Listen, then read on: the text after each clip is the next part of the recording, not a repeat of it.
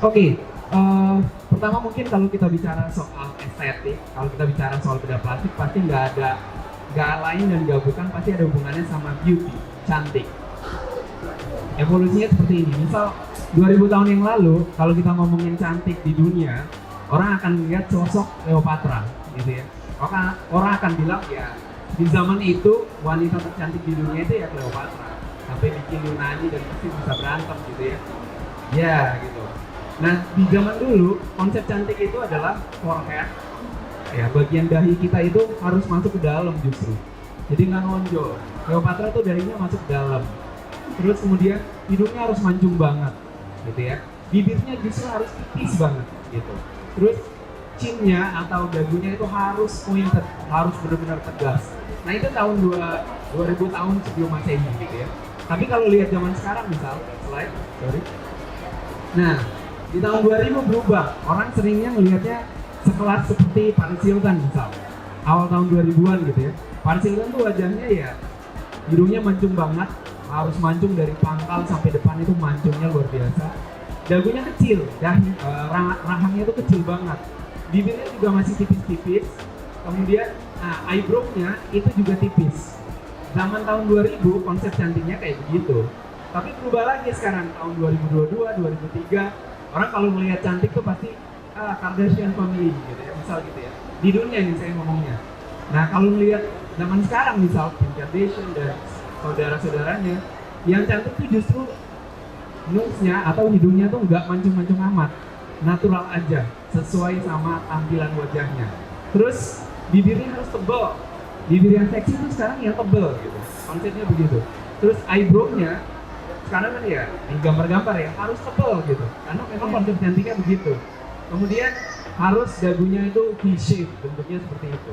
Nah jadi konsep cantik itu berubah, dan saya juga mau bilang konsep cantik itu tergantung sama daerah. Misal ya wajah kita adalah wajah Asia Tenggara, Melayu gitu ya. Mungkin nggak terlalu cocok kalau kita mau samain sama orang Kaukasia atau orang Eropa. Jadi selain tergantung dari era, tergantung juga dari daerah kita. Slide. Nah, ternyata juga yang konsep cantik atau konsep keren itu nggak cuma cewek doang. Di tahun 2022, zaman sekarang, itu sudah banyak banget cowok yang ngomong soal penampilan. Why? Karena sekarang mungkin apalagi setelah era COVID ya, kita tuh ngomongnya soal ini namanya Zoom effect. Kita banyak ketemu online. Akhirnya ngelihat wajah sendiri. Peng gitu ya. Aduh, kurang mulus gitu. Efek itu yang menyebabkan banyak sekarang nggak cuma cewek, tapi cowok pun ikut-ikutan tren estetik gitu. Jadi nggak usah kaget kalau sekarang tuh operasi estetik atau operasi bedah plastik pada cowok meningkat. Jadi nggak usah kaget kalau nanti bapak-bapaknya juga minta operasi ya. Jangan kaget. Oke, slide. Nah, trennya apa aja? Di tahun 2022 itu yang jadi trennya itu adalah liposuction. Karena banyak sekali orang yang terjebak COVID dan berat badannya naik. Kemudian misal contohnya kayak tadi Ines ya, pipinya susah banget kurus gitu. Jadi ya dikerjain adalah lipo atau lemaknya dikeluarkan. Ada triknya, ada tekniknya, ada yang bentuknya liposuction, ada yang bentuknya seperti Ines tadi, di-remove bagian lemaknya. Kemudian ternyata nggak cuma di-remove doang, lemak di badan kita itu bisa ditransfer bagian tubuh yang lain. Aja terserah. Mau payudara, mau bokong, mau bagian manapun. Terus ada juga hair transplant. Jadi yang botak-botak, yang rambutnya kurang lebat gitu ya, ibu-ibu yang rambutnya kurang lebat, atau bapak-bapaknya yang sudah agak botak dan pengen sedikit, atau misal ada zaman sekarang lebih tren lagi pengen. Nah itu udah nggak pakai tato lagi, sekarang udah pakainya zamannya hair transplant. Terus women intimate care. Nah ini biasanya kesenangannya bapak-bapak justru sebenarnya. Jadi buat ibu-ibu, tapi buat bapak juga. Jadi khusus untuk daerah intim. Kemudian of course rhinoplasty dan breast augmentation. Yuk kita lihat satu contohnya misal. Nah sekarang itu konsepnya adalah liposuction itu bukan suatu hal yang sangat menyeramkan lagi. Jadi kalau kita udah ngomong operasi apa? Operasi liposuction gitu, sedot lemak. Itu kesannya kayak udah, serem banget gitu. Harus masuk kamar operasi, liposuction selesai mesti di. Nah ini teman-teman bisa lihat nih, Ini orangnya sambil sadar, sambil main HP, lagi live Instagram dia. Dan itu lagi dioperasi, lagi dikeluarin lemaknya. Nah, ini lemaknya keluar. Itu sambil main handphone beneran dong. Itu dalam kondisi dibius. Iya, sehingga tidak merasakan apapun gitu. Ya, that's right. Jadi konsepnya itu kalau dulu kan operasi itu menyeramkan. Operasi itu harus sakit dan sangat menyeramkan. Ternyata nggak segitunya. Jadi pasien ini bisa santai-santai sambil ngobrol sama dokternya. Dan kita bisa melakukan operasi dengan santai. Padahal itu ada bagian yang sedang di-shock atau bagian perutnya. Gitu. Jadi perkembangan teknologi, perkembangan dunia kedokteran akhirnya ya operasi itu suatu hal yang ya kayak kamu datang suatu tempat, belajar, and then bisa pulang setelah itu. Gitu. Nah ini liposuction, lemaknya dikeluarin. Ini saya nggak terlalu kelihatan, jadi lemaknya dikeluarin. Kemudian nanti dikumpulkan seperti ini nih gambarnya. Nah lemak yang sudah diekstrak, yang sudah dikumpulkan ini nanti bisa dipindahkan ke mana aja yang dimau. Nah ini misal contohnya, saya liposuction di area perutnya, yang tadinya segini jadi segini. Tapi lemaknya nggak kita buang, jangan dibuang. Nanti kita lihat diapain bisa. Terus misal di daerah paha belakang, konturnya kurang baik. Nah itu kemudian dibikin konturnya, dihilangkan bagian-bagian yang nggak diinginkan sama pasien. Lengan ini biasanya nih ya, kalau ibu-ibu tuh, kalau cewek itu biasanya ada 4 tempat yang paling susah banget lemaknya hilang. Iya nggak? Apa tuh biasanya?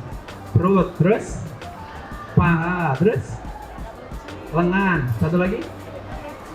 Ya pipi sama leher, double chin. Jadi ternyata memang menurut penelitian ada 4 tempat, 5 lah ditambah pipi, yang kalau berat badannya nambah di situ dulu. Tapi kalau hilang di situ paling terakhir. Kasihan ya. Memang sudah begitu diciptain sama Tuhan. Jadi itu membantu untuk biasanya beberapa pasien yang dok, gue udah diet, gue udah habis-habisan lah, dietnya udah habis-habisan, olahraga gue nggak usah ditanya, nge-gym tiap hari. Tapi kenapa masih gede ya lengan gue ya? Masih menggelambir begini gitu. Nah, karena tadi area yang disebut dengan lipodystrophy area. Jadi dia susah banget hilangnya lemaknya. Nah, kita bantu biasanya dengan liposuction, instan, operasinya cuma sekitar 1 jam. Hasilnya nanti seperti itu. Dari yang menggelambir jadi mengecil, ya. Tanpa perlu ada kulit yang dibuang. Slide. Nah, habis dikeluarin, ternyata bisa dimanfaatin. Misal contoh pasien saya ini, masih muda orangnya, tapi udah aging face banget. Kenapa? Ya karena faktor pekerjaan, faktor kebiasaan, makanan yang kurang sehat dan lain-lain. Akhirnya umurnya masih muda, tapi lihat deh, smile line-nya udah tebal, gitu ya. Matanya udah nggak segar, gitu ya. Di sini udah mulai banyak kerutan-kerutan, gitu. Ya ada beberapa yang memilih, oke, saya ngelakuin hal yang lain, misal suntik dan kayaknya. Tapi ternyata ada yang pengen juga, dok boleh nggak pakai yang alami dari badan saya? Ya udah, easy, tinggal ngambil beberapa puluh cc dari bagian tubuh yang lain, and then ditransfer. Smile line-nya hilang, wajahnya jadi lebih segar, kantong matanya juga hilang. It's easy. Dan ini bisa langsung pulang dan aktivitas seperti biasa, gitu ya Mas ya. Oke. Ini juga contohnya misal pasiennya jauh lebih old, lebih tua, smile line-nya dalam banget, gitu. Kadang-kadang ada pasien yang takut banget, misal operasi besar, misal facelift dia takut. Atau misal yang lain isunya adalah dok, ada misal yang tidak bertahan lama. Ada nggak yang bisa bertahan lama atau permanen? Jawabannya veteransi, gitu ya. Oke, slide. Nah, area payudara nih, ada juga yang mengeluhkan dok dari kecil atau dia atlet atau dia secara genetik nggak berkembang payudaranya, ya diisi. Nah, ini misal contoh-contohnya, ada yang diisi hanya 1 kali, ada yang diisinya 2 kali, ada yang diisi lemak 3 kali, gitu ya. Signifikan perubahannya, gitu. Dan ini alami, tidak akan berubah dari badannya sendiri untuk badannya sendiri, gitu ya. Yuk, slide. Nah, ini juga nih misal jari-jarinya udah mengkeret, hilang lemaknya soalnya. Jadi seiring waktu, seiring waktu usia kita akan menyebabkan lemak di jari-jari kita akan hilang. Karena teknik yang bisa dikerjakan, tapi sekali lagi yang natural alami dari badan sendiri yang ambil pakai lemak, gitu ya. Jadi ini perubahannya signifikan banget. Oke, slide. Nah, ini misal contohnya pasiennya pernah riwayat kecelakaan, pipinya sama sekali nggak simetris kiri sama kanan, udah diisi macam-macam, udah dioperasi macam-macam, nggak mempan juga. Akhirnya terakhir ujung-ujungnya diisi pakai lemak aja cukup. gitu ya.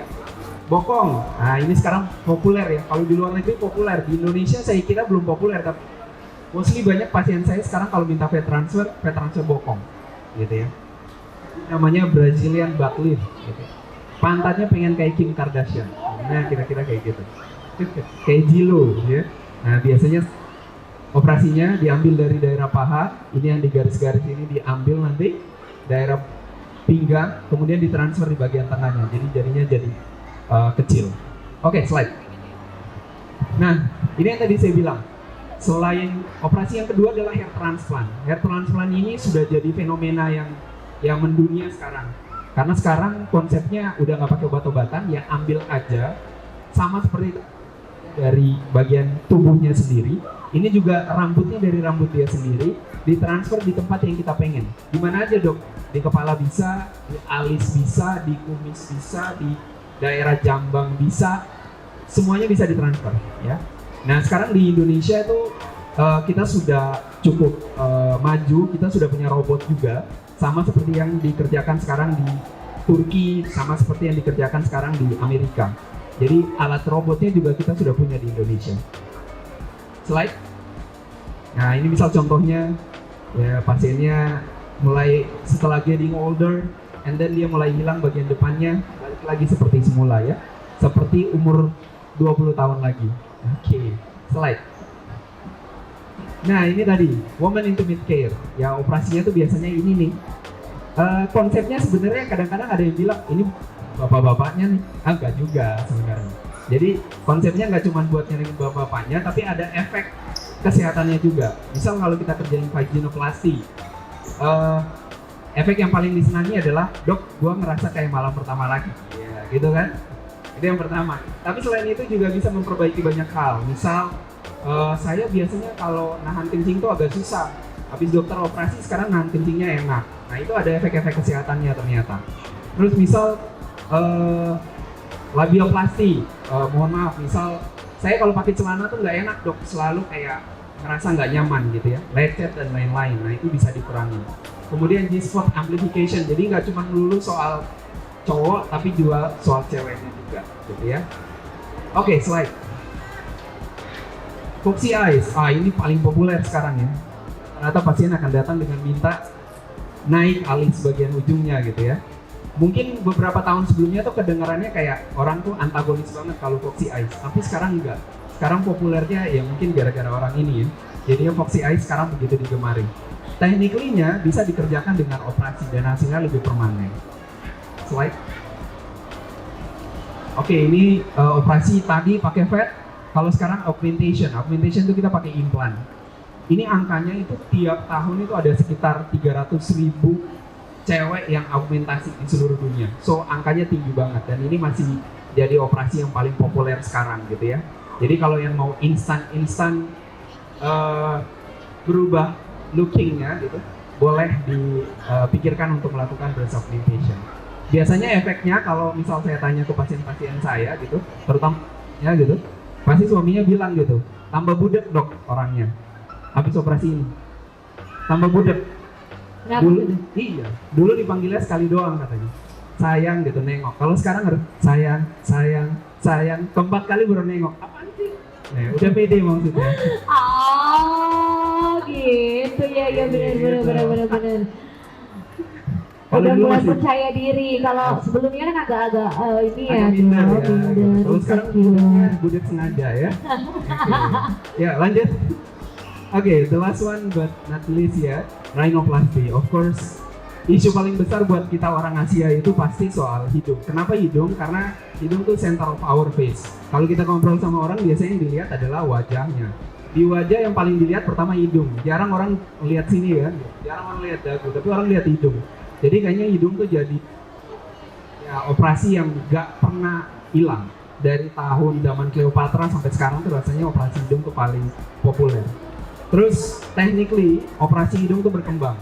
Ada yang pakai hanya implan, ada sekarang yang berkembang pakai tulang rawan gitu ya. Teknik banyak dikerjakan.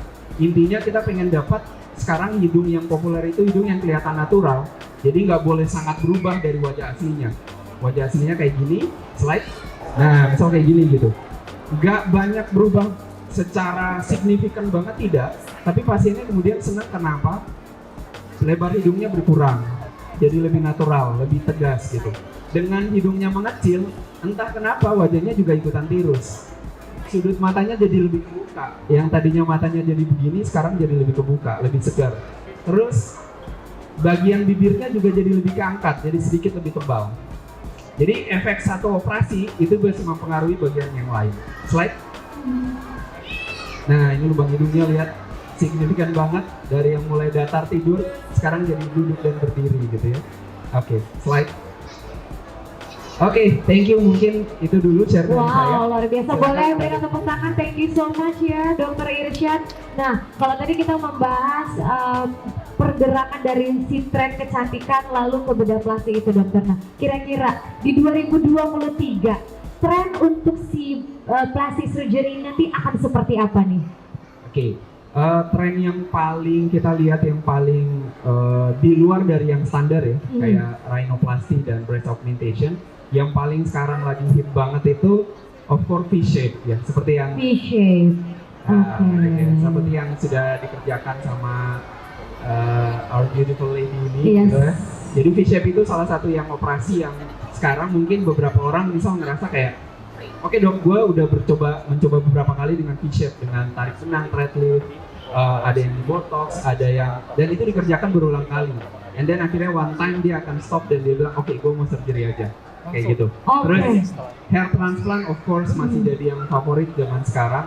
Terus yang paling populer ya sekarang apa namanya, intimate care ya, itu lagi banyak juga. Betul. Mungkin dulu masih terlalu tabu ya, tapi buat sekarang mungkin ya udah jadi satu hal yang biasa aja. Oke, ya sekarang coba kita tanya langsung sama pasiennya yang sudah melakukan surgery si V-shape ini sendiri ya. Kalau tadi kamu akhirnya lumayan berpikir panjang untuk akhirnya memutuskan untuk operasi gitu ya. Nah kemarin gimana sih pengalamannya? Boleh sharing sama kita di sini. Kita kan kepo ya, pengen tahu gitu Ines. Oke. Jadi ini kemarin ini setelah pertimbangan yang sangat panjang, karena aku bisa bilang ini operasi aku yang pertama kali, but I decided to choose Ines ya, sorry Ines ditampilin ya. Iya, oke. Iya. Oh ini Ines. Iya. Oh, bukan Mawar ya? Ya kita bisa lihat perubahannya ya. Iya. Dan kamu ngerasain downtime-nya nggak kemarin? Berapa lama sampai akhirnya harus recovery nih Nes Sebenarnya kemarin? gini, selesai operasi itu, operasi juga nggak lama-lama banget. Berapa lama tuh kamu durasinya kemarin? Minus maybe 2 hours karena aku 2 ya. Oke. Terus abis itu Itu sambil nonton Netflix nggak? nggak bisa Enggak ya? aku bius, tapi aku bius sadar. Nah, bius sadar. Tapi nggak sakit sih, untuk aku sendiri pribadi memang nggak sakit sama sekali, karena even if this is my first surgery, tapi langsung aku lakuin 2 operasi itu nggak sakit sama sekali. Pas aku pulang sampai rumah, aku sikat gigi mulai kembung. Langsung aku mulai kembung. Nah itu benar-benar aku merasakan jadi ikan kembung yang parah itu 1 minggu di awal tuh benar-benar kayak oh my god kembung, tapi aku tetap bisa melakukan kegiatan aktivitas normal. Aku masih ke kantor, jadi untungnya sekarang kan semua udah bisa pakai masker kan. Iya. Nah tapi udah seminggu, terus mulai 2 minggu setengah udah mulai, sekarang ini udah 3 weeks sih udah mulai percaya diri sih untuk lepas masker. Berarti kamu sudah merasakan hasilnya ya, baru di 3 minggu ini. Berarti akan ada kemungkinan akan lebih keluar lagi hasilnya, terlihat lagi ya dok ya? Oh oke. Ketagihan nggak? Takutnya sih memang iya. Iya. Karena when you see yourself in front of the mirror and you know exactly how your face changing in a good way. Yes. Jadi kayak aduh kayaknya mau apa lagi ya? Yes. Jadi apa? Jadi ketagihan karena apa? Karena memang nggak seperti nggak menyeramkan atau nggak sakit seperti yang kita ini ya pikirkan sebelum kita do the surgery. And then pas lihat hasilnya, then you know when you feel Takjub ya. amazing with your face, then yeah. Ini before and ini after ya. Oke, balik lagi ke dokter Isha. Dokter, orang-orang atau siapa saja yang dikategorikan boleh dan tidak boleh melakukan si operasi plastik ini dok? Ya. Range umurnya kah? Atau ada penyakit genetik atau apa gitu dok? Pada dasarnya sebenarnya nggak ada batasan. prinsipnya operasi bedah plastik itu mirip seperti operasi pada umumnya. Jadi mostly sebenarnya kan kita tidak melakukan atau merusak asli ya, yang bagian tubuh kita yang asli. Jadi mostly sebenarnya tidak ada masalah, mau usia berapapun boleh dioperasi ya. Cuman pada ya kita biasanya tergantung. Jadi semakin you are getting older atau kamu punya penyakit-penyakit penyerta yang lain, tentu before surgery-nya kita pastikan itu aman dulu semuanya. Itu dulu sih sebenarnya, tapi tidak ada batasan. Ada persiapan khusus gak dok yang harus dilakukan? Ada nggak nih? Ada nggak nih? Puasa aja sih sebelum. Puasa Oh aja. puasa. Jadi nggak ada sih. Nggak ada. Puasa aja, puasa normal kayak kita kalau mau operasi. Puasanya sekitar 6 jam, Iya, jadi itu cuma sekitar. technically saja. Tapi kalau persiapan khusus seperti harus macam-macam itu nggak ada. Buat beberapa tindakan yang kita kategorikan sebagai operasi yang operasinya grade-nya besar, memang ada pemeriksaan khusus buat screening. Screeningnya ya sebenarnya buat pasiennya sendiri, buat mastiin bahwa ya I'm in good condition and I'm ready for surgery.